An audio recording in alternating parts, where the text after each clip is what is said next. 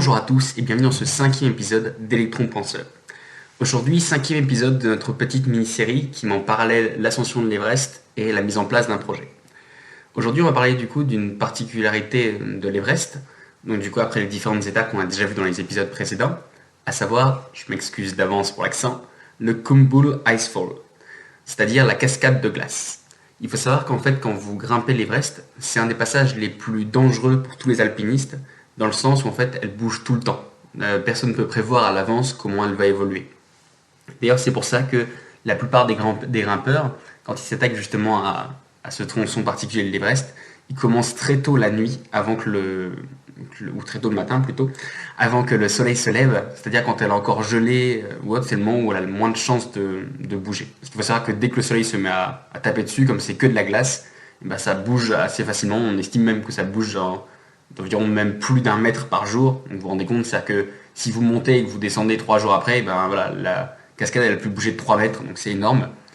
Et donc du coup, non seulement ce passage-là il est difficile, il est long, mais en plus de la glace qui peut fondre et bouger ou autre, comme c'est une cascade, et ben vous avez aussi le risque d'avoir des blocs de glace de la taille d'une voiture ou d'une maison qui tombent comme ça de temps en temps du glacier. Donc je trouvais que c'était assez représentatif du coup du concept qu'on va aborder aujourd'hui, à savoir l'adaptabilité. Parce qu'en effet, le seul moyen du coup d'affronter cette fameuse cascade, c'est d'être toujours sur le qui-vive, toujours essayer de s'adapter au mieux pour pouvoir mieux lui faire face. Parce qu'on ne peut pas arriver avec un plan défini, en sachant que, comme je vous l'ai dit, d'un jour sur l'autre, elle peut être complètement différente. Donc du coup, comme je vous l'ai dit, aujourd'hui, le sujet du jour, ça va être du coup l'adaptabilité. Donc du coup, en fait, c'est l'idée de créer votre propre chemin, de tester par vous-même des idées ou des types de vie. Ça veut dire en fait que ce qui a marché pour les autres, ça marchait peut-être pas forcément pour vous. Et qu'à la rigueur, même pour ceux qui ont beaucoup réussi, je prends par exemple l'exemple que tout le monde connaît, par exemple de Norman, Cyprien, Squeezie ou des personnes comme ça, en fait, du coup, ils ont réussi à percer dans un créneau donné avec une idée donnée. Mais à la rigueur, s'ils devaient réitérer la même chose au jour d'aujourd'hui, ils n'y arriveraient sûrement pas. Et pour cause, après justement cette vague un peu de youtubeurs qui se filmaient un peu dans leur chambre ou en train de jouer aux jeux vidéo, et du coup après il y en a eu des milliers, peut-être même sûrement des millions autour du monde qui ont essayé de faire exactement la même chose en apportant le même concept, et à la rigueur juste après. Mais le créneau était passé ou finalement cette approche elle était déjà vue. Donc du coup voilà, pour vous dire qu'à la rigueur, si on reprenait un Cyprien et qu'on le remettait exactement avec ces mêmes vidéos là maintenant dans le monde actuel, il est fortement probable qu'il soit personne. Alors pourtant il remettrait exactement ce qui a marché pour lui, sauf que du coup le monde y a évolué, les tendances elles ont évolué, et donc du coup il n'arriverait sûrement peut-être pas à percer. Donc du coup en gros, l'adaptabilité, ce qui vous aide, c'est qu'en gros peu importe comment le chemin va changer, c'est que peu importe les conditions que vous allez avoir, le but c'est d'essayer justement de tenir compte de ces conditions et tenir compte de cet environnement pour vous permettre en fait de trouver le meilleur chemin. Comme on l'a vu en plus dans l'épisode 3, qui était un peu focalisé sur l'échec, il est peu probable que votre plan, notamment de projet, ou peu importe ce que vous voulez mettre en place, ça se déroule comme prévu. C'est très très rare que vous montiez quelque chose et de A à Z, tout se passe exactement comme prévu. Il y a toujours des incertitudes, que ce soit, je sais pas, sur les champs de bataille, quand vous construisez une maison, ou voilà, même quand vous jouez à un jeu de société ou autre, il y a toujours un imprévu, toujours quelque chose qui peut vous tomber sur le coin de la figure. Donc du coup, voilà, si vous n'êtes pas préparé un peu à faire des petits ajustements, à réajuster la barre un peu en permanence, du coup, vous pouvez vous retrouver à être complètement dévié de la trajectoire que vous aviez visée au début. Les Japonais, justement, ils ont un nom pour justement cette petite modification. Ils appellent ça le Kaizen. Donc le Kaizen, en fait, c'est une multitude de petites modifications pour rester toujours sur le droit chemin et toujours rester à la pointe. C'est un peu pour vous donner l'image, comme si vous étiez un navigateur, vous avez tracé la ligne que vous devriez avoir pour traverser le monde, pour traverser l'Atlantique par exemple. Donc ça, sur votre carte c'est facile, c'est juste une ligne droite, sauf qu'on se doute bien que dans la réalité, il y a les courants, il y a le vent, on sait peut-être même des pirates ou que sais-je. Donc des choses qui vont vous obliger à dès un moment défiler votre cap, soit volontairement, soit involontairement, et après hop, à vous réorienter pour toujours suivre le chemin que vous aviez convenu au début. De plus, en fait, il faut se dire aussi que cette capacité d'adaptation, en fait, finalement, au-delà de l'aspect un peu psychologique ou mental, de dire oui voilà, c'est se donner des chemins de vie, faire des petites adaptations. Il faut savoir qu'en fait l'adaptabilité, pardon, en fait elle est dans l'essence même de la vie.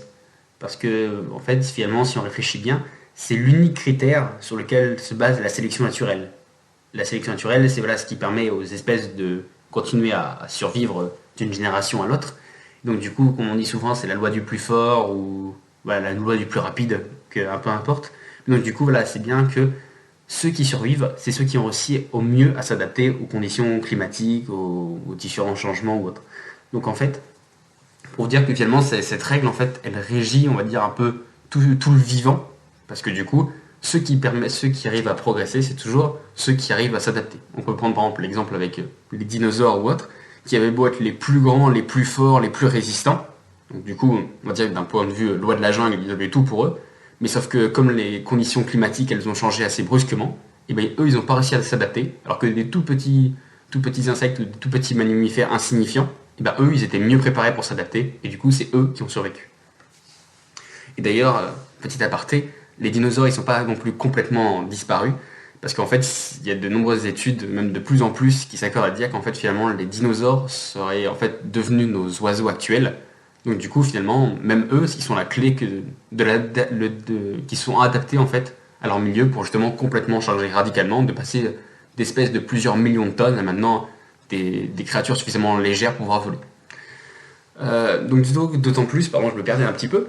Du coup, d'autant plus qu'en plus cette règle de l'adaptation, elle est aussi d'autant plus vraie, d'autant plus importante.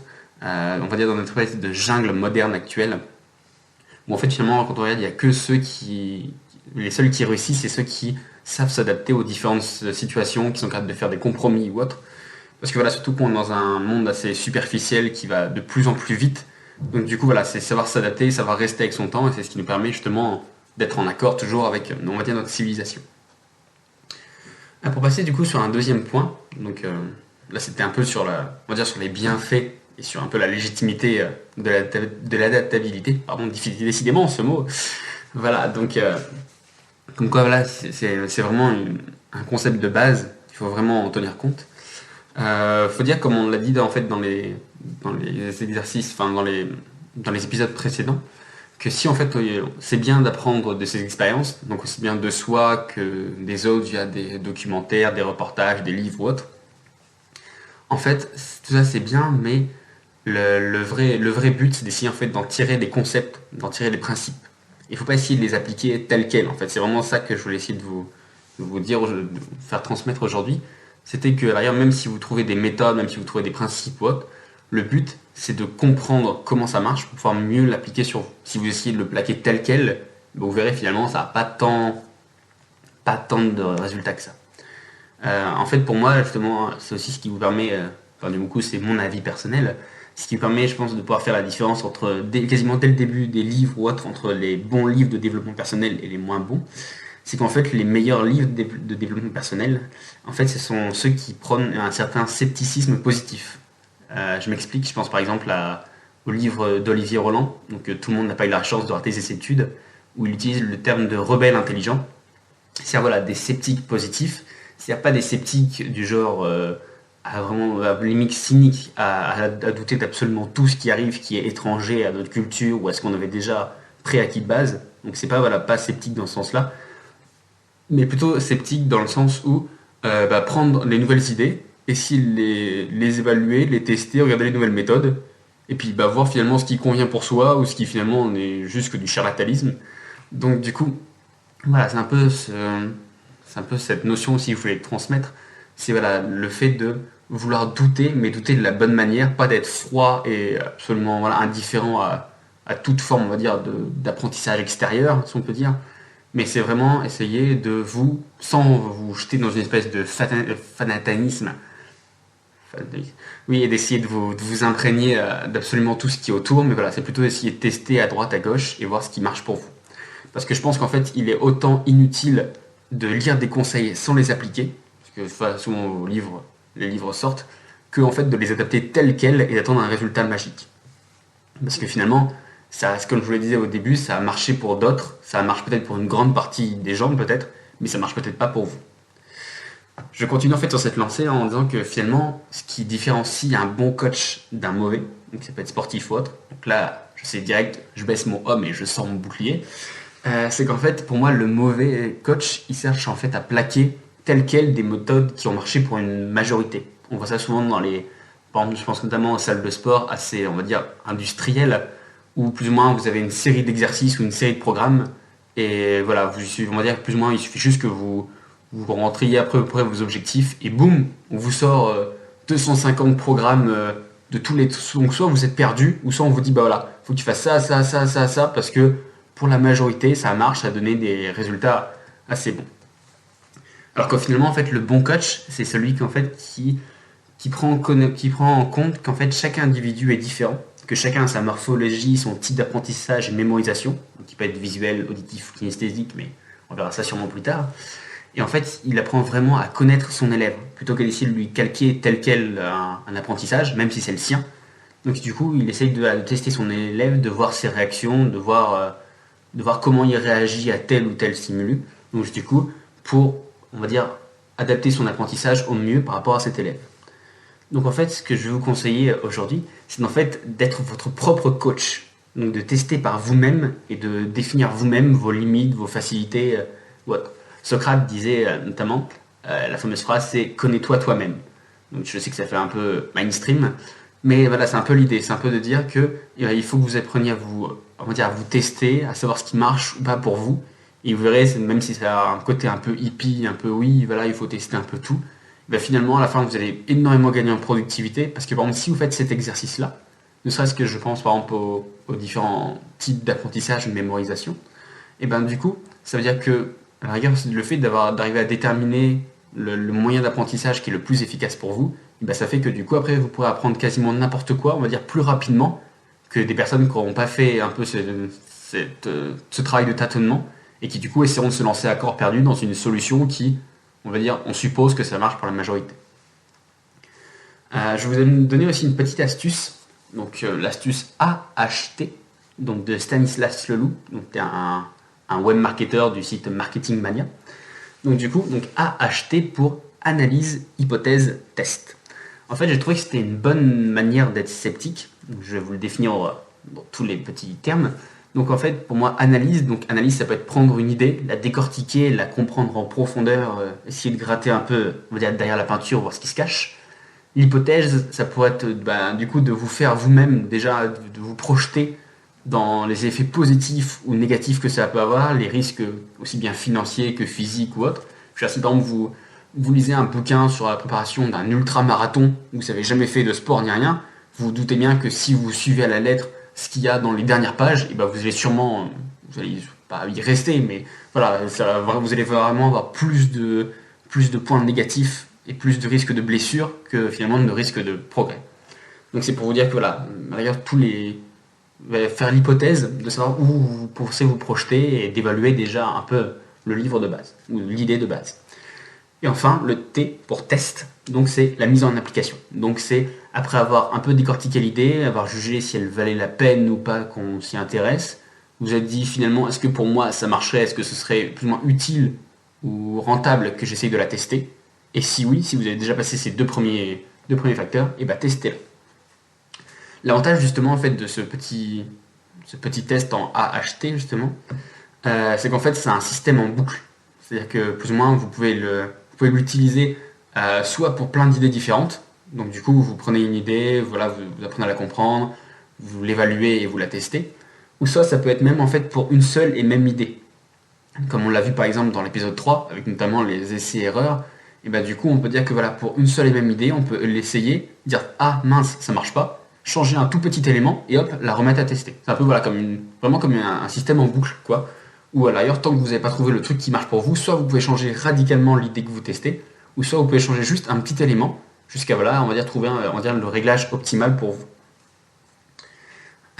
Donc du coup, ce système un peu en boucle, je vous conseille voilà, de le faire pour toutes les idées que vous voulez tester. Donc c'est un peu la même chose que la série d'épisodes que vous êtes en train d'écouter, où voilà, je vous avais conseillé, notamment plusieurs fois, en fait d'essayer de mais sans forcément la réécouter à chaque fois, mais au moins de noter les différentes étapes et de les repasser en fait à chaque fois que vous voulez tester une idée, à chaque fois que vous voulez tester un projet, Donc du coup, ça fait un peu penser, je sais pas s'il y en a qui connaissent parmi vous le jeu Risk, donc un jeu de stratégie de plateau, où en gros, à tous les tours, vous avez toujours les mêmes actions qui se succèdent les unes à la suite des autres.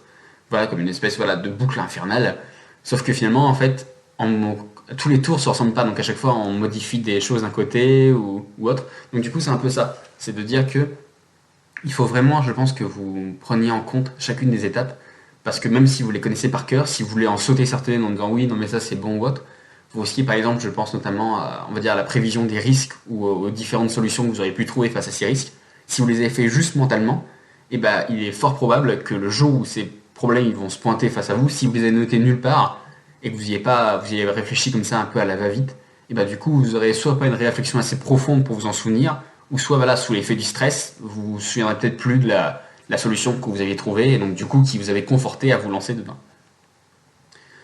Donc, pour finir, du coup, aujourd'hui c'était un petit épisode, j'essaie de faire un peu plus court, mais c'est vrai qu'aujourd'hui, donc voilà, c'était un peu sur l'adaptabilité, donc c'était un peu plus un concept que, je vais dire, que vraiment une étape. Donc du coup, donc pour finir ce petit épisode, donc un call to action comme toutes les semaines. Donc du coup, en fait, cette semaine, le conseil que je vous donnerai, en fait, c'est d'être le scientifique de votre vie. Donc, c'est-à-dire d'avoir vraiment une espèce de démarche scientifique pour tester voilà, des idées, des concepts, des formations, des livres, peu importe, mais en fait d'essayer de les tester sur vous-même, plutôt que d'avoir lu un livre et de dire ah tiens ça doit être génial, voilà ça pourrait changer ma vie et ça, mais de pas le faire, finalement ça impactera pas, ou alors encore de lire un livre et de dire ah non, enfin voilà, d'être vraiment fermé. Après je suis d'accord qu'il des fois il y a des livres où voilà, des fois où ça bascule un peu vers l'obscurantisme ou autre, enfin il y a des choses où de base on n'a pas envie de les tester. Si par exemple vous lisez un bouquin qui dit que pour atteindre Dieu il faut s'ouvrir les veines, voilà, il est fort probable que vous disiez oui, mais non, mais là, il y a peut-être quelque chose qui cloche quand même. Donc du coup, voilà, c'est de se dire que, bah, garder un peu toujours cet esprit un peu critique, mais critique positif, de dire, bah, tiens, ça a l'air pas mal, de gratter un peu, de dire, ouais, tiens, en fait, ça a vraiment l'air cool.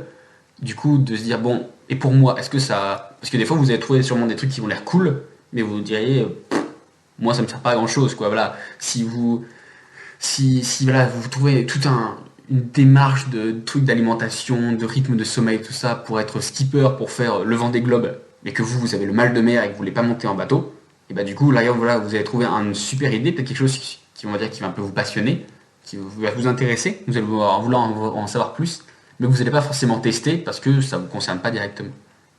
Et donc, du coup, voilà, par contre, quand vous avez trouvé des éléments que vous pensez vous concernent directement, et bah essayez de les tester si ça vous coûte rien. Donc du coup par contre, petit conseil, donc, pour enfoncer un peu plus le clou de ce que je viens de dire, donc attention aux arnaques. Donc, je sais que souvent ça fait très un peu donneur de leçons ou très je brandis la bannière, attention, protégez-vous fidèles. Mais du coup en fait c'est d'essayer de ne pas succomber en fait aux sirènes des promesses trop faciles. Donc on va dire que voilà, comme je vous l'ai déjà un peu dit, vraiment l'élément qui a pour faire la différence entre on va dire un bon conseil et un conseil un peu bancal, c'est qu'en fait, un conseil un peu bancal, il va vous proposer des panacées. C'est en fait des solutions miracles.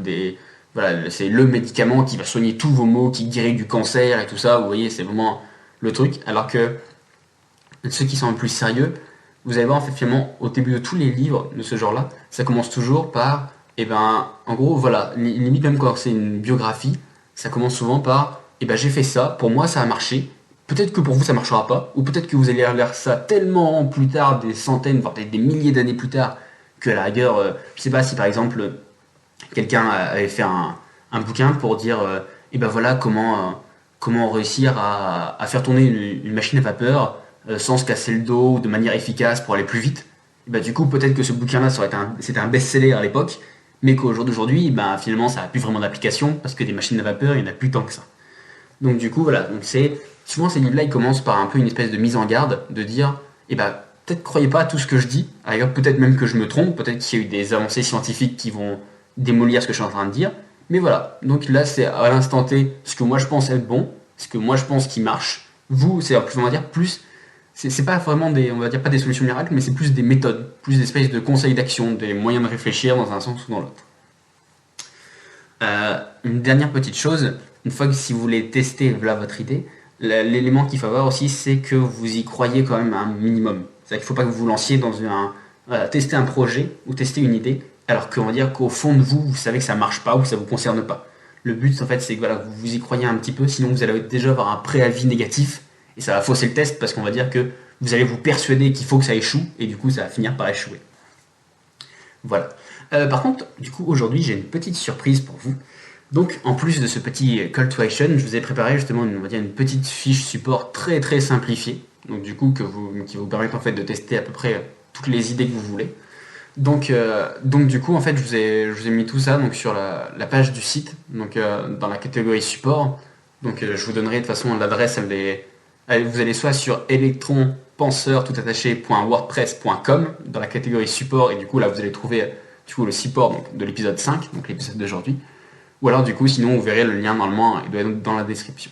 Donc, du coup, vous verrez, c'est une fiche très pratique qui vous permettra d'essayer de faire des espèces de crash test d'idées pour rester toujours un peu dans cette espèce de courant d'adaptabilité perpétuelle. Voilà, bah, c'est tout pour moi. Moi, je vous dis à la semaine prochaine. Et du coup, comme toutes les semaines, je vous laisse sur une petite citation. Et donc, cette semaine, j'ai choisi une citation d'Alice au Pays des Merveilles de Tim Burton, donc, qui est sortie en 2010. Bah, du coup, moi, je vous laisse avec Alice et je vous dis une bonne semaine. Et je déciderai dorénavant de ce qui se passera. Si tu t'écartes du droit chemin... Le chemin, c'est moi qui le tracerai.